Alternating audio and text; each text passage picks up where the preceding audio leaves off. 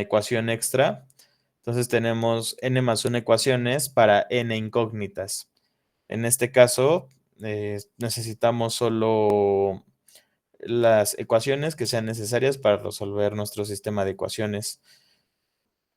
Y como tenemos una de más, podemos eliminar la que quiera, ¿no? Por eso les pongo este comentario. Puede ser elegida arbitrariamente y la que más cuesta trabajo, la que podemos eliminar y de hecho nos conviene muchísimo, es esta. Entonces, esta ecuación que tenemos aquí, vamos a marcarla del color rojo. Entonces, esta ecuación de balance no la vamos a considerar porque justo complicaría nuestros cálculos. Entonces, solo vamos a ocupar todas las demás ecuaciones de balance excepto esa. Y también vamos a ocupar nuestra condición de normalización, que es que la suma de todas las entradas de tu distribución estacionaria sea 1. ¿Ok? Y entonces, de las ecuaciones 1 a s menos 1, que sería esta de aquí, todas estas ecuaciones de 1 a s menos 1, se obtiene que pi de i es igual a i por pi de 1, ¿vale? ¿Por qué tenemos eso? Pues vamos a hacer el algebrita. Hacemos el algebrita. Y entonces, ¿dónde están nuestras ecuaciones? Aquí arriba.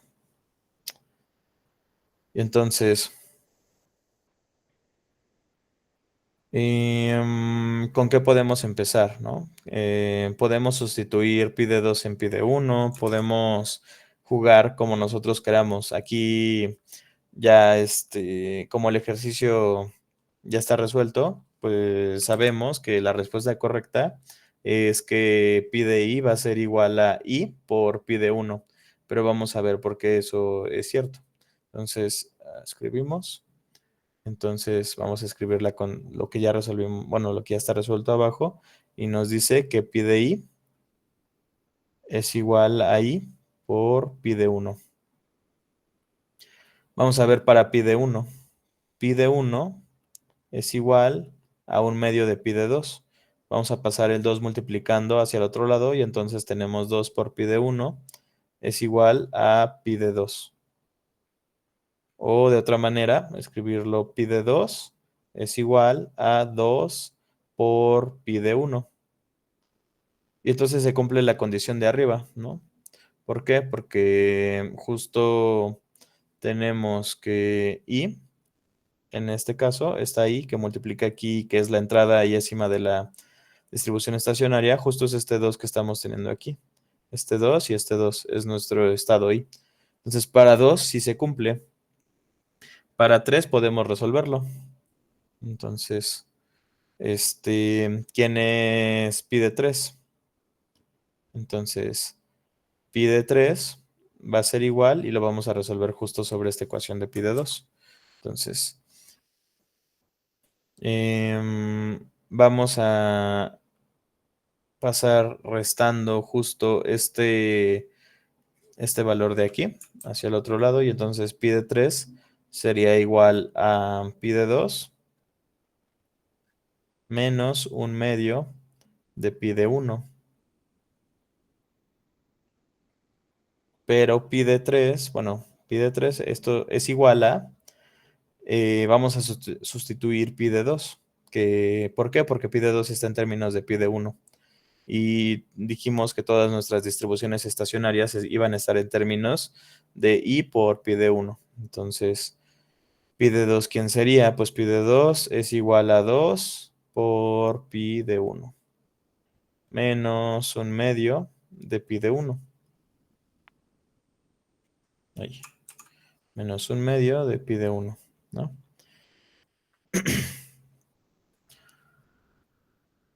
Y entonces, ya tenemos pi de 2 sustituido. Tenemos nuestro 1/2 de pi de 1 que pasó restando. Y ahora hay que resolver para pi de 3.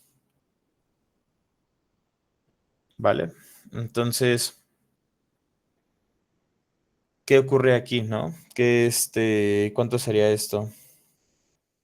Pues serían, este, si aquí son 4 medios, porque es 2 y aquí es un medio, entonces nos quedaría con 3 medios de pi de 1, ¿no?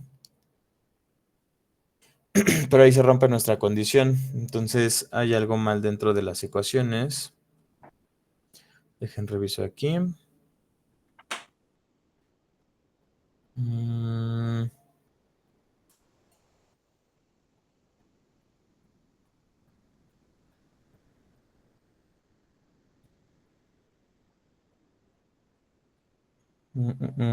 sí, ¿no? Sí da 3 medios de pi de 1. Vamos a ver para pi de 4. Ya vi por qué me está dando algo que no es. La S que tenemos definida acá arriba, que es esta de aquí, si se dan cuenta, está considerando a S como 3, ¿no? Entonces por eso no me está dando la probabilidad para 3. Entonces, de hecho, justo de 1 hasta S menos 1, que sería hasta 2, o sea, en este ejemplo, S es igual a 3, entonces nuestro ejemplo hasta S menos 1 sería 2. Entonces, para 1 y 2 se cumple la condición de que nuestra pi de i es igual a i por pi de 1. Y ahora, de S más 1 a S, nuestras ecuaciones van a dar ahora que nuestra distribución estacionaria en S menos J es igual a J por S menos 1. Igual vamos a calcularlo para la primera condición, que sería aquí pi de S menos 1 es igual a un medio de pi por S menos 2, que es esta condición de acá abajo. ¿Y eso qué nos implica? Pues que pi de S menos 2 es igual a 2 por pi de S menos 1, ¿no? Y entonces, ¿qué nos decía la condición de abajo? Que es J, que es 2, que es S menos J, o sea, nuestra J sería, vamos a seleccionarlo aquí, nuestra J en este caso es 2, entonces sería esta J y esta J. S menos J, que sería nuestra S menos 2, es igual a 2 por pi por S menos 1, ¿no? Entonces ya está. Para este caso, ¿no? Y ahí también lo pueden ir resolviendo para los casos de S menos 2, S menos 3. Y entonces, ¿qué les pongo aquí? Que vamos a tomar a I igual a S y J igual a S menos S. Entonces, resolviendo para pi de S, tenemos que pi de S es igual a S por 1, que por S por pi de 1, perdón, que es igual a S menos S por pi de S menos 1. Y entonces ya tenemos una manera, una forma de calcular pi de S menos 1, que es la distribución estacionaria en el estado S menos 1, que es igual a S entre S menos S por pi de 1. Y ahora,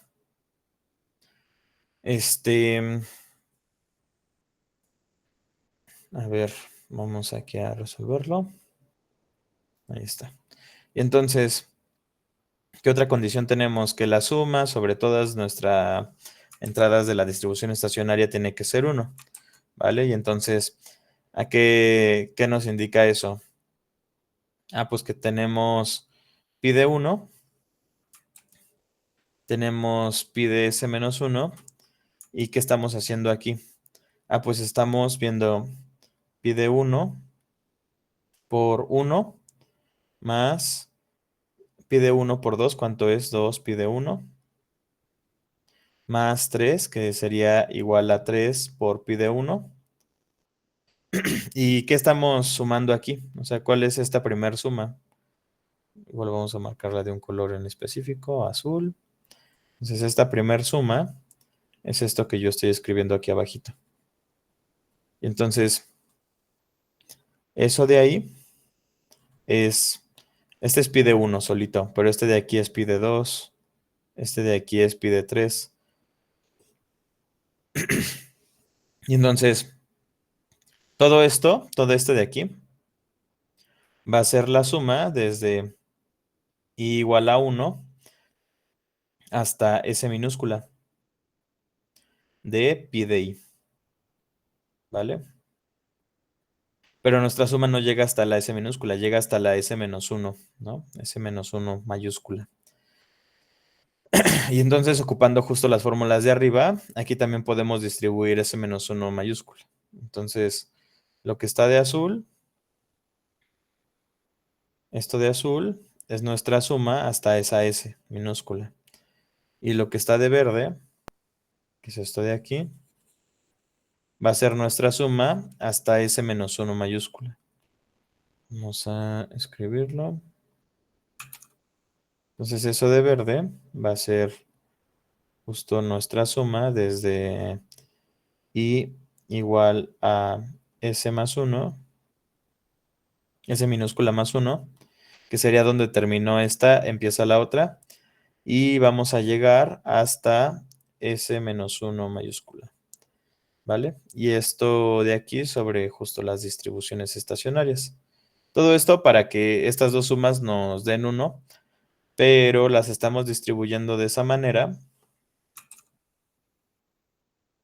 ¿Por qué? Porque nos da una mejor forma de calcularlas. ¿Cuál es esa mejor forma? Ah, pues tenemos aquí una suma desde 1 hasta S de enteros, de naturales más bien, ¿no? Y entonces, vieron en cálculo 1 cómo se ve expresada esta suma y es n por n menos n por n más 1 sobre 2. En este caso es S, entonces sería S por S más 1 sobre 2. Y en este caso el número es S menos 1, entonces sería S menos 1 por S menos S sobre 2. Y entonces aquí abajo ya tienen esa simplificación. S por S menos 1 sobre 2 y S menos 1 por S menos S sobre 2. Y entonces esta suma te da 1. Y entonces, tomando en cuenta la expresión de pi de S menos 1 en términos de pi de 1, que es esta expresión de acá arriba, esta expresión de aquí, esa es la expresión que se toma en cuenta aquí. Se tiene que vamos a sustituir justo esa pi de S menos 1 en términos de pi de 1. Entonces ya tenemos una ecuación con una sola variable. Y lo que hacemos que es simplificar y pasar dividiendo. Entonces, de pura algebrita, aquí podemos obtener que esto es 2 entre S minúscula por S mayúscula, ¿no? Esa algebrita podemos hacer un pequeño bosquejo ahorita. Entonces sería nuestra S por S más 1 sobre 2 más y aquí ya vamos a ahorrarnos un paso. Vamos a escribir toda la línea larga. Y todo esto que se está sumando adentro, todo va sobre 2. Entonces esto es más S mayúscula menos S minúscula menos 1 por S. ¿Vale? Y entonces como la S está multiplicando en ambos casos, se puede poner factorizando. Y esto es S por S minúscula más 1 más S mayúscula menos S menos 1. Esto sobre 2. Y entonces esto es igual a S menos S es 0, 1 menos 1 es 0. Entonces nos quedaría S minúscula por S mayúscula sobre 2. Entonces esto es lo que se pasa del otro lado. Y como solo hay un 1, pues solo se invierten los valores. Y te queda que pi de 1 es 2 entre S minúscula por S mayúscula. Y ya resolvimos nuestra ecuación de pi de 1. Pero esta pi de 1 justo nos resuelve todo, porque pi de 1 nos ayuda a resolver desde 1 hasta S minúscula. Y justo pi de S menos 1 se puede expresar en términos de pi de 1 también. Y entonces ya tenemos una forma general para pi de i. Y es 2 por i entre S minúscula por S mayúscula, en el caso en el que la i esté de 1 a S, y pasando de S, que es en S más 1, y llegando hasta S mayúscula, tenemos que nuestra distribución estacionaria va a ser 2 por S menos i entre S menos S por S, ¿no? Esto de aquí no tiene ninguna interpretabilidad, o más bien sí, porque es el costo, más bien es la distribución estacionaria en el estado I, es la proporción en la que va a aparecer el estado I dentro de toda tu cadena de Markov. Y entonces esta proporción justo la vamos a utilizar para sustituir dentro de la C. Y la C que nos daba, pues nos daba el costo a la larga por día, ¿no? Entonces, ya tenemos una manera de calcular el costo a la larga para cada uno de los valores. O sea, ya tenemos pi de S-1 y tenemos pi de 1. Y de hecho, pi de S-1 se calcularía con esta parte de abajo, que sería 2 por S menos S menos 1 sobre S menos S por S mayúscula, ¿no? Entonces, tenemos una manera de calcular ya el costo a la larga por día, y es esta manera. Entonces, aquí lo único que tenemos que hacer es sustituir las distribuciones estacionarias dependiendo del caso en el que caigan. Y con eso ya tenemos una manera de optimizar el costo, ¿vale? ¿Por qué? Porque una vez resolviendo esta ecuación o modificando factores dentro de la ecuación, podemos ver si nos conviene un proveedor que nos cobra un poquito más por transacción, pero nuestra inversión retorna más. No sé, tú puedes mover cualquier factor dentro de esta fórmula y eso les puede ayudar a optimizar el costo. Y entonces, moviendo cualquier tipo de factor sobre esta fórmula, ustedes pueden optimizar costos sobre este modelito que hicimos. ¿Vale? Y todo gracias al teorema ergódico y a las cadenas de Markov. Entonces, esta es la parte teórica, esta es la parte difícil, donde nosotros estamos avanzando desde el teorema ergódico hacia calcular de manera teórica un costo promedio. ¿Ok? ¿Qué pasa en la práctica? ¿Qué pasa a nivel código? Pues por aquí ya estaba trabajando un código, es este. Entonces, por aquí ya estaba trabajando un código y aquí en mi código que tengo la definición de S, que S le vamos a poner aquí de comentario, que es nuestra barrera superior, barrera superior. Luego tenemos nuestra S minúscula, que es ¿cómo le llamamos? Vamos a ver aquí. No sé si le pusimos un nombre dentro del ejemplo. Una ocupación más rentable y vamos a ver aquí. Solo definimos la barrera superior, ¿no? Entonces, vamos a definir a nuestra S como nuestra reserva. Monto reserva. ¿Vale? Y entonces, esta barrera superior y este monto reserva lo podemos mover desde acá arriba en el código. Luego vamos a definir a nuestra XY. Y aquí lo que vamos a hacer es definir en dónde va a iniciar nuestra cadena de Markov. Inicio de la cadena de Markov. Luego, nuestra X, vamos a hacer un poquito de zoom. Nuestra X va a ser nuestra cadena de Markov, entonces va a ser una lista de valores. Nuestras cadenas de Markov siempre son una lista de valores desde X0 hasta Xn. Nuestra X0 va a ser S y nuestra Xn pues va a depender de hasta dónde hagamos el for.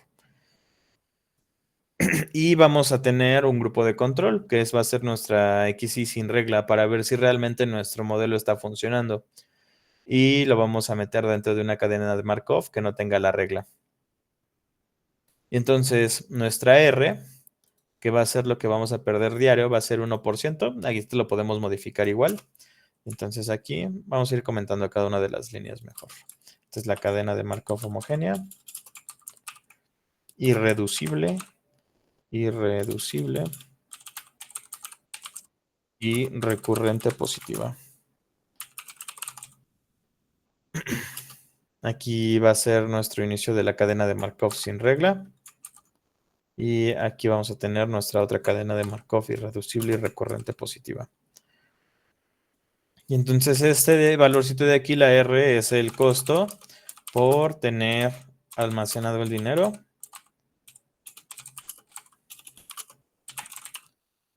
Y luego nuestra alfa va a ser el costo por mover el dinero. Aquí en las pérdidas, lo que estoy definiendo son las pérdidas por tener almacenado el dinero, o sea, monto de pérdidas, monto pérdidas por R y monto pérdidas por alfa. Todo esto que estoy haciendo aquí son las definiciones de las variables donde se van a acumular Y de hecho no, este no es el monto, sino la lista de pérdidas por R, y esta es la lista de pérdidas por alfa. Entonces lo que estoy haciendo aquí es definir variables para ir guardando los datos de todo lo que va a ocurrir dentro de la cadena de Markov, ¿vale? Y entonces aquí también tenemos que tener una lista de pérdidas por R para nuestro grupo de control que es sin la regla. La lista de pérdidas por R. Y luego vamos a suponer que tenemos dinero invertido, ¿no? Que tenemos el dinero invertido, tenemos un crecimiento de la inversión de nuestro dinero que vamos invirtiendo cada vez que llegamos a la cota superior. Aquí no vale la pena ponerle comentarios, está claro aquí en el nombre de la variable.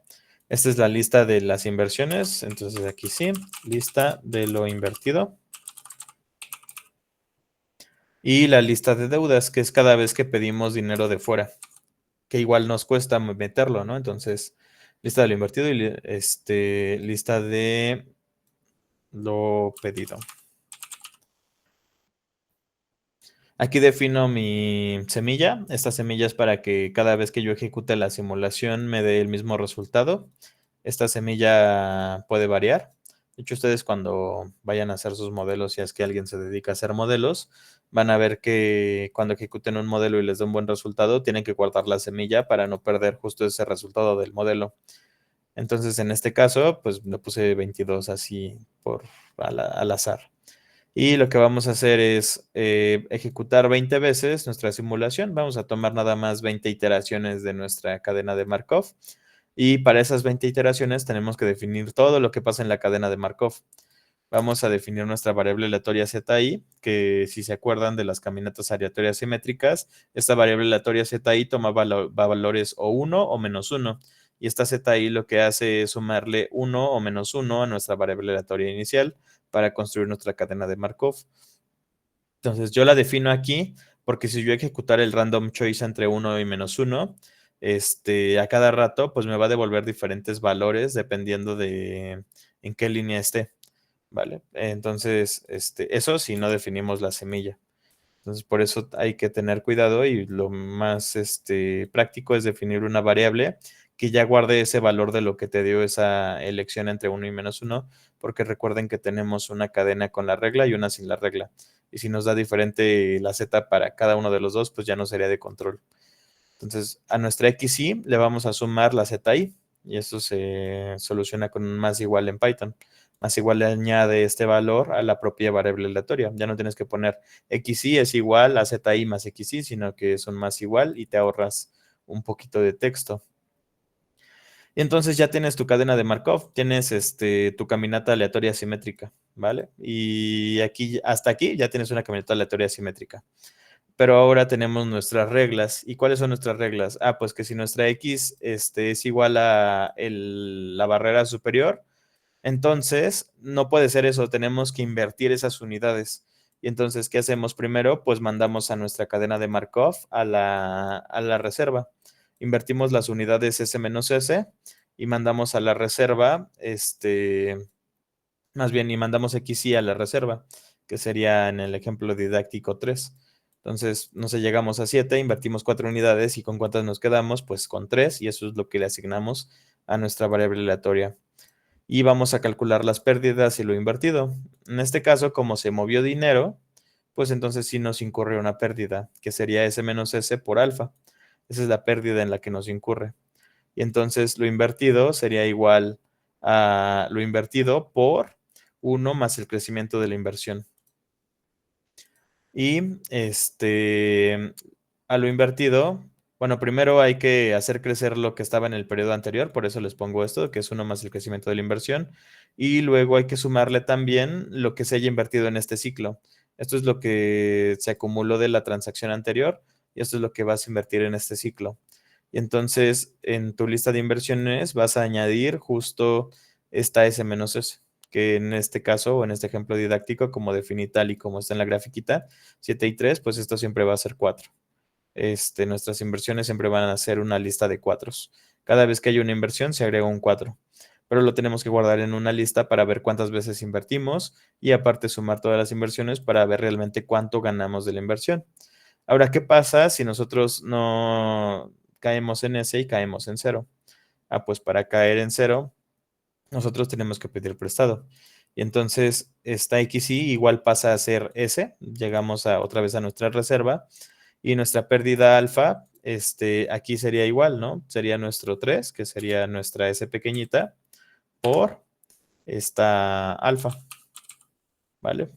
¿Por qué es S por alfa? Porque estamos incurriendo, estamos moviendo dinero otra vez. Y entonces esta S que es 3 es el dinero que estamos moviendo hacia nuestro ingreso.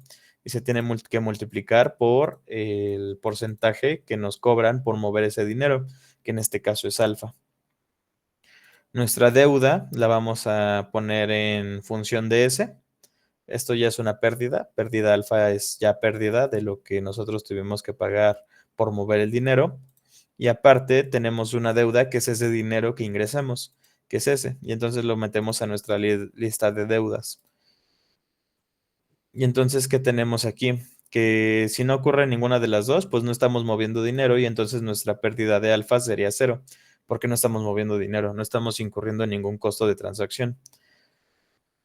Y luego, añadimos a nuestra cadena de Markov la variable aleatoria que haya sido calculado en este ciclo.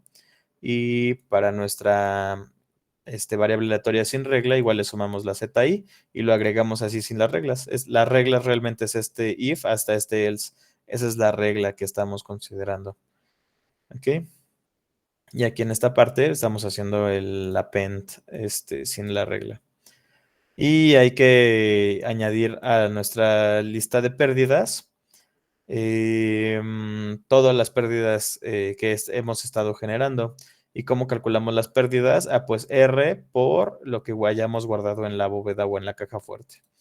Y eso que guardamos en la caja fuerte o tenemos en la bóveda, pues es nuestra XY que calculamos aquí arriba. Entonces, una vez que calculamos nuestra XY, la multiplicamos por lo que nos cuesta tener ese dinero en la caja fuerte. Y también vamos a añadir a la lista todas las pérdidas alfa que vayamos acumulando. Como para la cadena de Markov sin regla no tenemos pérdidas alfa, pues solo agregamos las pérdidas del costo de almacenamiento. Y ahora sí, vamos a calcular todo lo que nos importa. ¿Cuánto vamos a perder? Que es la suma de las pérdidas. Esto es lo que perdemos solo por tener almacenado el dinero. El total de pérdidas sin regla, para ver si perdemos más cuando no tenemos la regla, que seguramente sí. Y el total de pérdidas alfa, que es la suma de todas las pérdidas alfa. Y aquí imprimo la cadena original, la cadena sin regla, las pérdidas con regla, las pérdidas sin regla, las pérdidas alfa, la inversión, la deuda, lo invertido, lo ganado. Y aquí en lo ganado hay que hacer un pequeño zoom, que es lo que tenemos invertido, menos las inversiones, que sería, en este caso, o en esta simulación me dio 2 inversiones de 4, entonces invertimos 8 unidades, ¿no? 2 veces sucedió que llegamos a la barrera superior. Entonces eso se lo tenemos que restar a lo invertido para calcular lo ganado. Y también tenemos que quitarle todo lo que transaccionamos, que es el total de pérdidas alfa. Ahora aquí, pues sí, están todas las pérdidas alfa. Tenemos aquí justo ya todo lo ganado. Y el total de pérdidas alfa también hay que tener cuidado porque este incluye tanto lo que estamos perdiendo por ingresar que lo que estamos perdiendo de salida. Pero al final de cuentas, lo que tenemos ganado es eso. Lo invertido menos la suma de las inversiones menos el total de las pérdidas alfa. Eso es lo ganado, sin considerar los gastos que tenemos por almacenar el dinero. También podemos hacer el ganado neto, que lo podemos hacer aquí abajo. Entonces, ganado neto. ¿Qué es esto? Todavía restándole el total de pérdidas. Ahí está. Entonces, ya tenemos lo invertido menos todo esto para ver el ganado neto de nuestro modelito. Y entonces vamos a ejecutarlo. Y aquí nos devuelve la cadena original y son todos los posibles valores, más bien todos los valores que tomó la cadena de Markov. La cadena sin regla. Y si se dan cuenta aquí, por ejemplo, cuando XY y vale 3, nuestra xy del otro lado sin regla vale 7, porque en este caso nuestro 7 tendríamos que invertir aquí 4 unidades y regresar a 3. En este caso, pues no tenemos la regla, se queda en 7 y va aumentando a 8, luego perdemos a 7, 8, 9 y así va subiendo. En el caso de arriba, como sí tenemos la regla, todas esas unidades se van invirtiendo. Entonces, tenemos las pérdidas con regla, igual como la cadena de Markov, y las pérdidas sin regla, según la cadena de Markov. Las pérdidas alfa igual listadas, que aquí si se dan cuenta solo tenemos aquí una pérdida alfa de 0.8. Aquí tenemos la otra, que es cada vez que nosotros movemos dinero ya sea hacia adentro o hacia afuera. Y la deuda, que en este caso nunca nos quedamos sin dinero. Entonces, tenemos la inversión, que son 2 de 4 unidades, y en total lo invertido nos quedó en 12.48. 12.48 ya son las 8 unidades en el tiempo que se invirtió. Entonces, de esas 8 unidades, como nosotros tenemos la inversión al 12%, nos queda en 12.48. Y entonces lo ganado es 2.8 unidades y lo ganado neto es 2.1 unidades. ¿Ok? Entonces, realmente con nuestro modelito en 20 iteraciones ganamos 2.1 unidades. Respecto de la cadena sin las reglas. Entonces, las pérdidas con la regla es de 0.78. Esto nada más es para comparar justo cuánto nos ahorramos solo por estar moviendo el dinero. Entonces, las pérdidas con reglas de 0.78, las pérdidas sin reglas de 1.58. Aquí estamos viendo que justo sacar el dinero nos ayuda a ahorrar no, más bien nos ayuda a no perder ese valor del dinero. Sacar el dinero o estarlo moviendo nos ayuda a no perder ese valor del dinero, pero hay que darnos cuenta que también nosotros pagamos por estar moviendo el dinero. ¿Y cuánto pagamos? Inclusive un poquito más de las pérdidas sin regla, ¿no?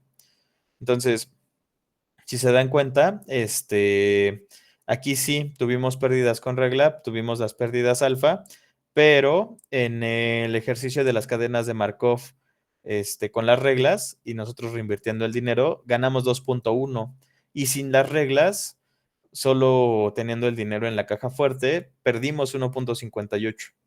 Entonces tenemos una diferencia ahí vamos a hacerlo, sería 2.1 menos, o más bien más, porque sería menos, más 1.58 y vamos a ver la diferencia total. O sea, nos está dando en 20 iteraciones 3.68 más la cadena con la regla que sin la regla. Entonces, esta regla nos está ayudando a tener 3.68 más de unidades dentro de nuestro modelito, dentro de nuestra bóveda, ¿no? Solo por invertir. Entonces, este es el claro ejemplo de que no es bueno estar guardando el dinero debajo del colchón o tenerlo en un banco. La idea es que siempre estén invirtiendo el dinero. Bueno, cuando tienen un negocio, cuando tienen gastos y es necesario que hagan esos gastos para sobrevivir, pues es necesario hacer esos gastos y ya. Pero en el caso de un negocio, como el negocio subsiste con la reserva, pues ustedes pueden estar moviendo el dinero y como el negocio implica tener dinero de más, pues entonces ese dinero que quede de más se invierte y entonces, aparte del dinero que ya estás generando con el negocio, no incurres en pérdidas y optimizas tus ganancias. Entonces tienes 3.68 unidades más solo por estar moviendo el dinero. Y eso ayuda mucho a tener siempre este control de pérdidas, de no estar perdiendo dinero a largo plazo, ¿vale? Y entonces este codiguito se los voy a subir al grupo. Y esta es la simulación de la cadena de Markov. Y aquí está impreso toda la cadena de Markov, ¿vale? Y aquí ustedes pueden modificar todos los valores, todos los parámetros para ver si para una barrera superior o un monto de reserva todavía mayor, la cadena sigue funcionando o para ciertos casos no. O inclusive optimizar este código, decir, bueno, imaginemos que nuestra R no es tan pequeña o nuestra alfa no es tan grande o inclusive el crecimiento de la inversión no es tan grande, ¿no? No tenemos un instrumento de inversión que nos devuelva el 12%. Entonces, todo eso, lo pueden modificar sobre este código y pueden jugar con el código para ver cómo funciona la cadena de Markov. La idea de esto es que entiendan el concepto de el teorema ergódico, que son los promedios a largo plazo, y que vean cómo justo de una cadena de Markov podemos obtener tanto los promedios solo con las simulaciones sin tener que hacer estos cálculos teóricos que tenemos de este lado. Entonces, aquí convergen los dos conceptos, tanto la parte teórica como la parte práctica. En la parte teórica tuvimos que hacer los cálculos, aplicar el teorema ergódico, ver cómo se hacía el cálculo del costo y aquí podíamos sustituir, ¿no? Entonces, sustituimos de este lado y ya tenemos el costo. Pero del otro lado, simplemente con hacer la simulación, pensar en las bases lógicas, hacemos la simulación, sumamos y ya tenemos dentro de la simulación el ganado, ganado neto inclusive, y las pérdidas, que es lo que serían nuestros costos en este caso. Entonces, ahí están los dos ejemplos, tanto teórico como el aplicado. Y si tienen alguna duda, pues los escucho y si no, pues ya sería todo por hoy. Y ya mañana haríamos el cajón al inicio de la clase.